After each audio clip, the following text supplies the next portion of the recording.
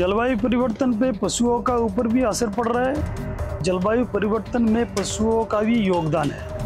ये एक natural process है जिसमें खाना जब पचता है तब उसमें मीथेन प्रोडक्शन होता है। उसका दूध प्रोडक्शन कम हो जाता है।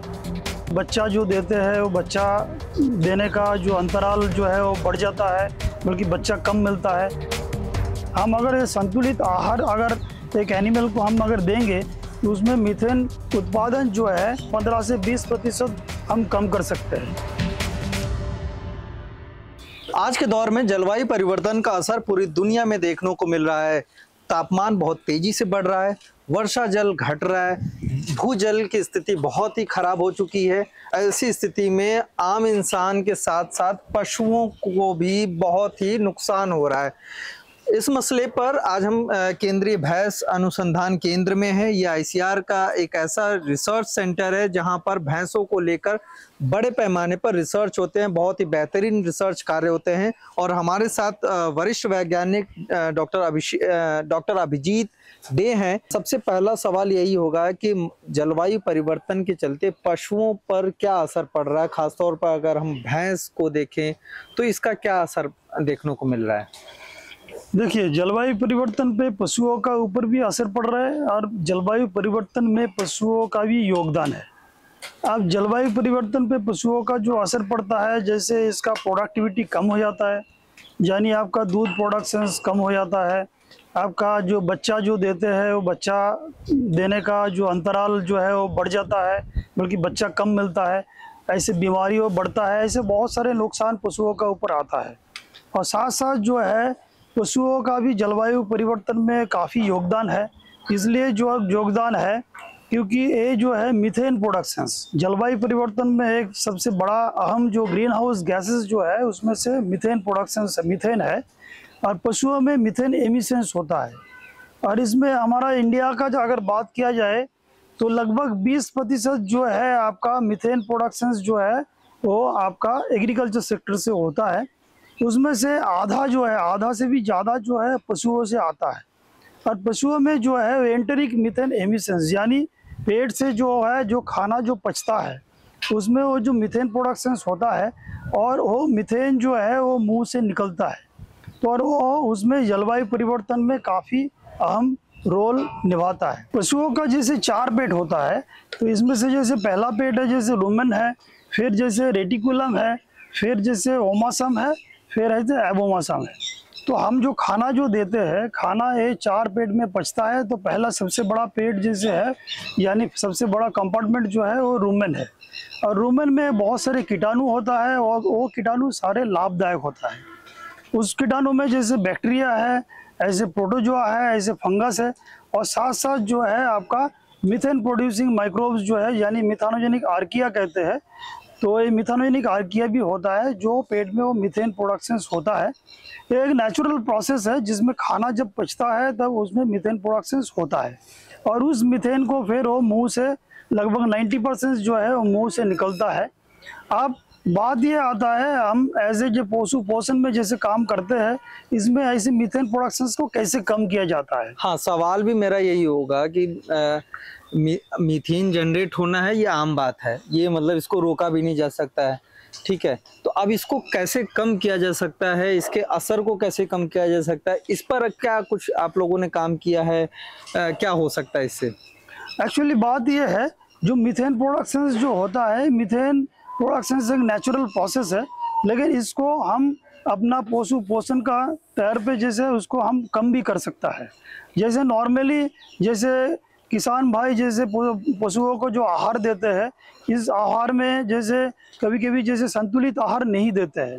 इसमें कभी आपका पास मक्का है तो मक्का दे देते हैं, कहीं आपका पास मूंगफली का खल है तो मूंगफली का खल देते हैं, कभी आपका सरसों का खल है तो सरसों का खल देता है। तो इसमें जो है संतुलित आहार जो है वो नहीं होता है। अब अगर संतुलित आहार अगर हम देंगे, संतुलित आहार में जैसे आपका हरा चारा भी होगा, आपका पास तूड़ी यानी भूसा भी होगा, और साथ के साथ एक संतुलित दाना मिश्रण जो कंसंट्रेट मिक्सचर जो कहा जाता है, या संतुलित दाना मिश्रण हम अगर देंगे। दाना मिश्रण में क्या क्या शामिल कर सकते हैं? अब संतुलित दाना मिश्रण जो है, संतुलित दाना मिश्रण में कई सारे वो जो है इंग्रेडिएंट जैसे इसमें होता है।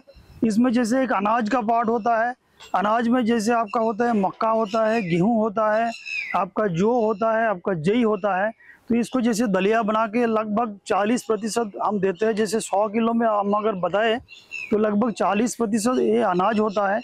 उसके बाद होता है इंग्रेडिएंट जैसे है खल का है। खल में जैसे मूंगफली का खल होता है, जैसे आपका सरसों का खल होता है, जैसे कपास का या बिनोला का खल होता है, जैसे सोयाबीन का खल होता है। ये सारे खल मिला के जैसे लगभग 35% हम देते हैं। और फिर उसके बाद आता है जो आपका एक जो एग्रो इंडस्ट्रियल बाई प्रोडक्ट कहते हैं, जैसे जिसमें आपका जो है चोकर है।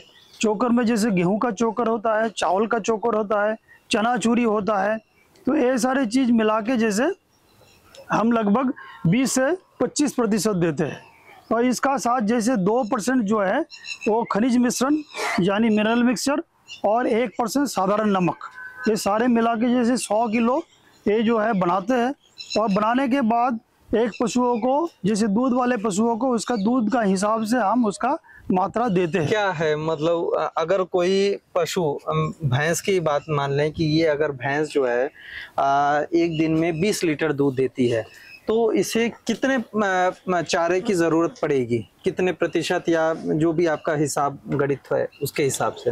देखिए एक भैंस का जो है हम नॉर्मली जो है ड्राई मटर का हिसाब से उसका वो कैलकुलेट करते हैं कितना वो खाता है। तो इसमें किसानों का अगर बताया जाए, नॉर्मली एक भैंस को हम लगभग 40 किलो का करीब हरा चारा देते हैं। उसमें तूड़ी का जो मात्रा जो है लगभग 5 किलो यस पर डे का। एक भैंस को 40 किलो हरा चारा, ठीक है। फिर एक पर डे का राशन जो है आपका एक दिन का ही होता है पर डे का। तो इसमें जैसे आपका तूड़ी जो है वो लगभग 5 से 6 किलो तूड़ी होता है। और इसमें जो दाना मिश्रण जो मैंने अभी बताया जो है, दाना मिश्रण जो है वो लगभग 2 से 2.5 किलो दूध पे 1 किलो दाना मिश्रण, यानी 10 किलो अगर एक भैंस दूध देती है तो लगभग आपका इसमें 6 किलो का करीब 10-12 किलो दूध देने के लिए 6 से 6 किलो का करीब दाना मिश्रण आपको देना है, जिसमें वो मक्का गेहूं और ये का मिश्रण आपने खाद्यान्न का मिश्रण आपने जो बताया है वो बताया। हाँ, सारे जो बना हुआ जो है अब सारे मिला के हम अगर संतुलित आहार अगर एक एनिमल को हम अगर देंगे तो उसमें मीथेन उत्पादन जो है इसमें ये जैसे रिसर्च में पाया गया है इसमें लगभग 15 से 20% हम कम कर सकते हैं। अब एक सवाल ये भी है कि पशुओं को जलवायु परिवर्तन के असर से कैसे बचाया जा सकता है? तो इसके लिए बचाने के लिए जैसे पशुओं का जो है पहले जैसे बात है मैंने जैसे बताया आहार के ऊपर काफ़ी ध्यान देना पड़ेगा। इसमें जैसे हरा चारा जो है जिसमें पानी का मात्रा बहुत ज़्यादा होता है, तो इसमें पशुओं को न्यूट्रिशन का साथ साथ ये जो है पानी भी मिलता है। तो हरा चारा का मात्रा सही हिसाब से मिलना चाहिए। और जो है पशुओं को जो रख रखाव जो है आपका मैनेजमेंट का ऊपर काफ़ी ध्यान देना चाहिए। उसमें साफ़ सुथरा हो, उसमें जैसे पानी का बंदोबस्त सही हिसाब से होना चाहिए। दिन में जो कम से कम 3 से 4 बार जैसे है पानी सही हिसाब से जो है पिलाना चाहिए जो है। और इसमें जो है पशुओं को जैसे आपका वो नलवाना भी बहुत ज़रूरी है, जहाँ पे जो जैसे खास करके जो बफलों के लिए जो वॉलोइंग टैंक जो है, जो वॉलोइंग पॉन्ड जैसे भी है, किसान जैसे जोड़ में जैसे अपना भैंसों को ले जाते हैं उसमें आपका वो बॉडी टेम्परेचर जैसे कम होता है। और जहाँ पे हम पशु रखते हैं जैसे अपना जो इंस्टीट्यूट में जैसे है वहाँ पे जैसे अपना पशुओं को रखने के लिए जैसे वहाँ पे कूलर का भी बंदोबस्त होता है। वहाँ पे जैसे फॉगर्स भी है, उसमें जैसे फॉगिंग में जैसे जो आपका जो माइक्रो एनवायरनमेंट को हम देखते हैं, जैसे माइक्रो एनवायरनमेंट में उसका टेम्परेचर कैसे कम होता है, तो एनिमल का ऊपर काफ़ी असर पड़ता है उसमें। और हमने जैसे देखा है गर्मी का टाइम में जैसे फॉगर्स यूज़ में है और कूलर्स यूज़ में जो है इसमें मिल्क प्रोडक्शंस जो है जो घटने का जो हमारा जो डर रहता है ये काफ़ी मात्रा में जैसे हम इसको जो है वो बचा सकते हैं। बहुत बहुत शुक्रिया, आपने किसानों को बेहतरीन तरीके से सरल शब्दों में समझा दिया। ऐसे ही ग्राउंड रिपोर्ट्स और स्टोरीज देखने के लिए गांव जंक्शन को सब्सक्राइब करना मत भूलें। और ये वीडियो आपको, ये खबर आपको कैसी लगी हमारे कमेंट बॉक्स में ज़रूर बताइएगा। अगर आपके भी कुछ सवाल हैं डॉक्टर साहब से या केंद्रीय भैंस अनुसंधान संस्थान के वैज्ञानिकों से कोई सवाल है तो आप कमेंट बॉक्स में उसको बताइए, हम उसका जवाब लेने की कोशिश करेंगे। नमस्कार।